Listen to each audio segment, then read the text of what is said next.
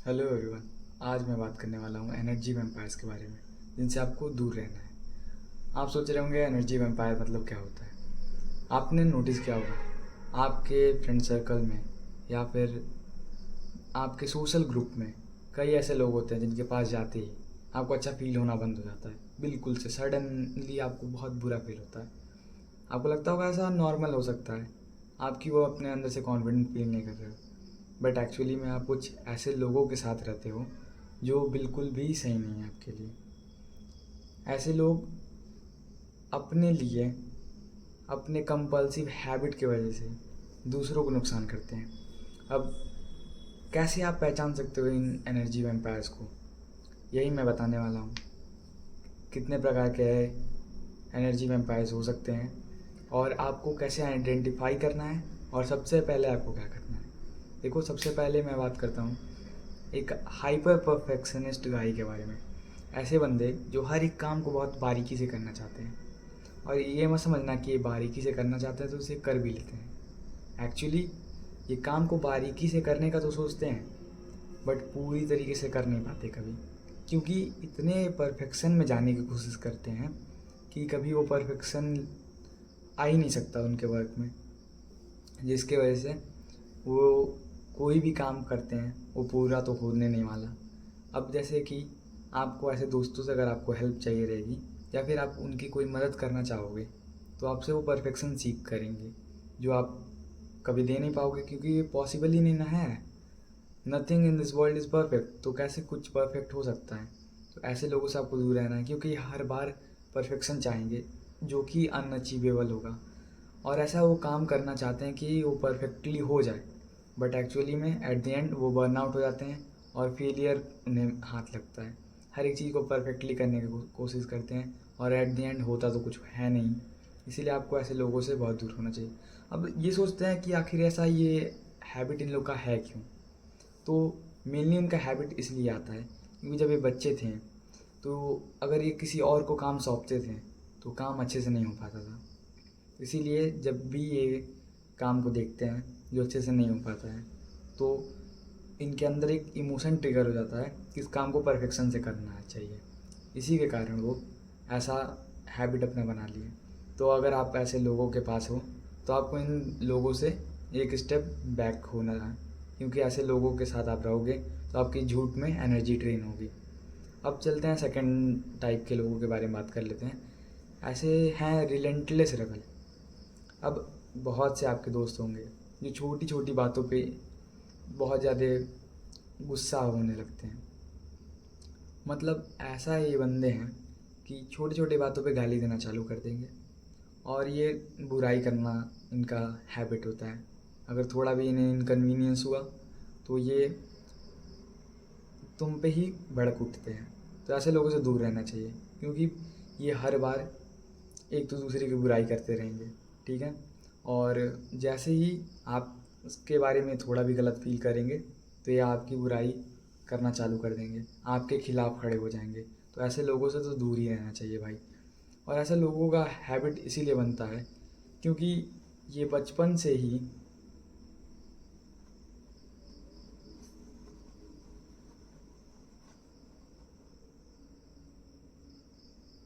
तो ऐसे लोगों में ऐसा हैबिट इसलिए बनता है क्योंकि ये बचपन से ही अपने माता पिता से डिसअपॉइंटेड रहते हैं। तो डिसअपॉइंटेड रहते हैं तो जाहिर सी बात है गुस्सा करते रहते हैं। ये गुस्सा कहीं भी निकालते हैं और ये हमेशा गुस्सा में रहते हैं।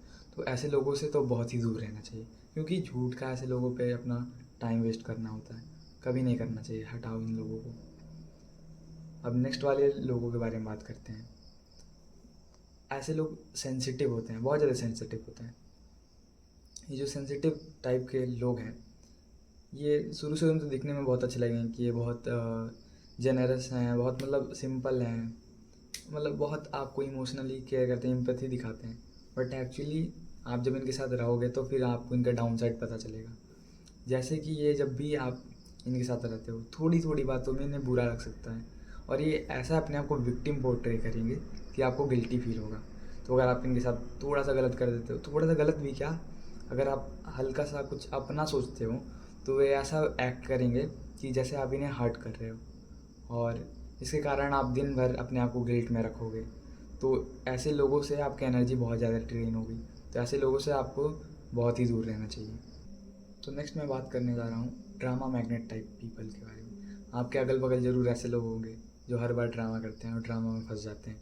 ऐसे लोग हमेशा एक्साइटेड आपको दिखेंगे, इतने ये लाइमलाइट में रहने की कोशिश करते हैं और इतने ज़्यादा इनका अटेंशन सीकिंग बिहेवियर है कि आप देखोगे कि ये हर टाइम इतने एक्साइटेड हैं और ऐसे ऐसे स्टोरीज़ बता रहे हैं जिसमें अपने आप को ही विक्टिम बता रहे हैं कि कैसे इन्होंने मेहनत की, कैसे इन्होंने लड़ाई की। ये सब, ये ऑल टुगेदर है सारी चीज़ें इनका सिर्फ अटेंशन सीकिंग हैबिट है।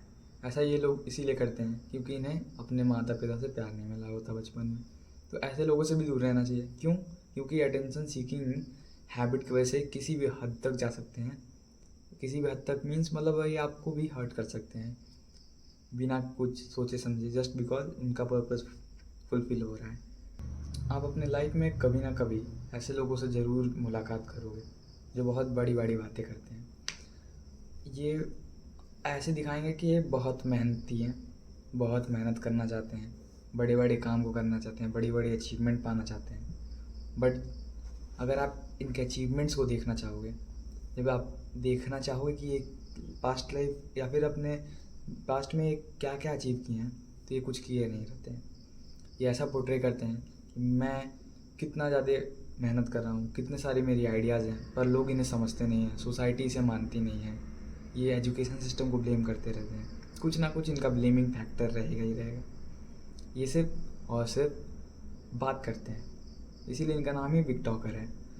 ये बोलते हैं ज़्यादा हैं, एक्शंस कम लेते हैं। तो अगर आप ऐसे लोगों से मिलें तो थोड़ी दूरी बना के रखें, क्योंकि ऐसे लोग आपसे कहेंगे कि देखो मुझे अपॉर्चुनिटी दो, मैं तो करूँगा काम, बट इन एक्चुअली वो कुछ करेंगे नहीं, बस आपसे आपका टाइम वेस्ट कराएंगे और कुछ नहीं। और सेम वो टाइम वेस्ट ही करते हैं अपना खुद का भी।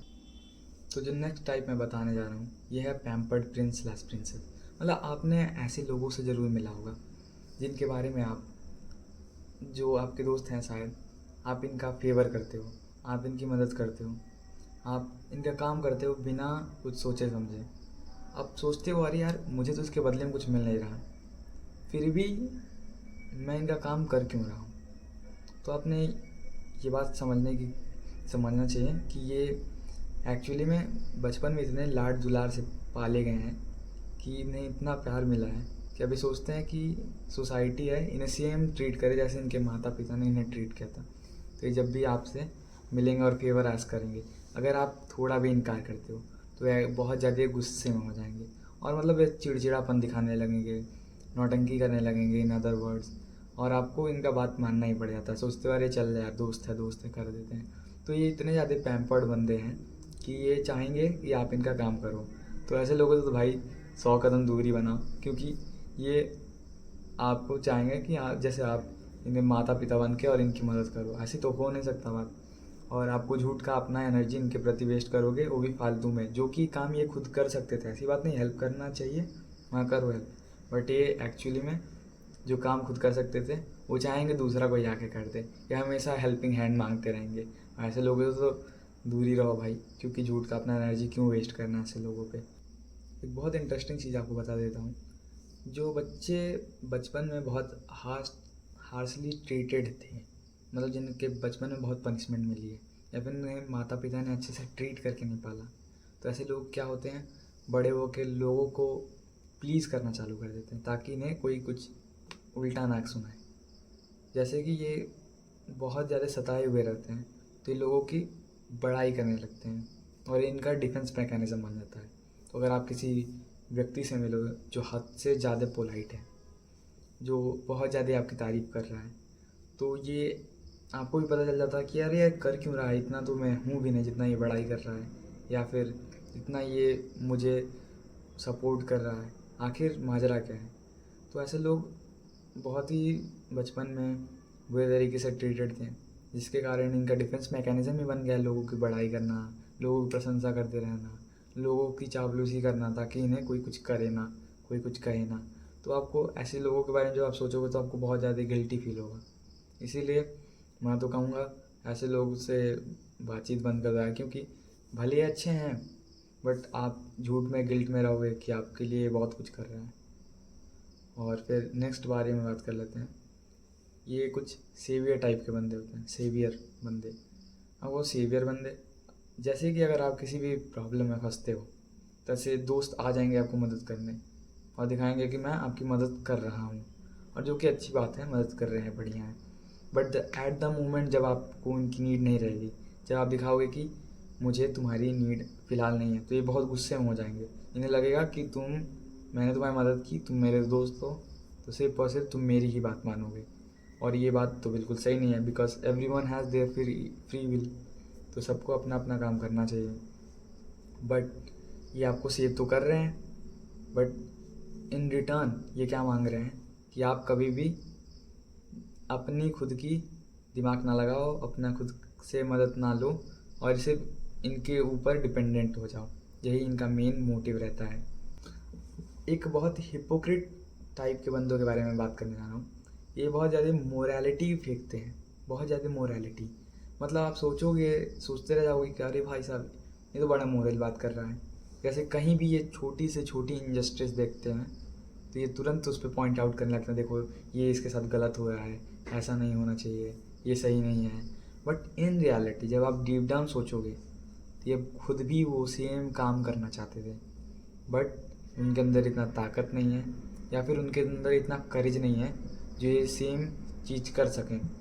और सिर्फ उसके वजह से ये दूसरे बंदे जो करते हैं उसको देख के ये जज करते हैं और कहते हैं सही नहीं है।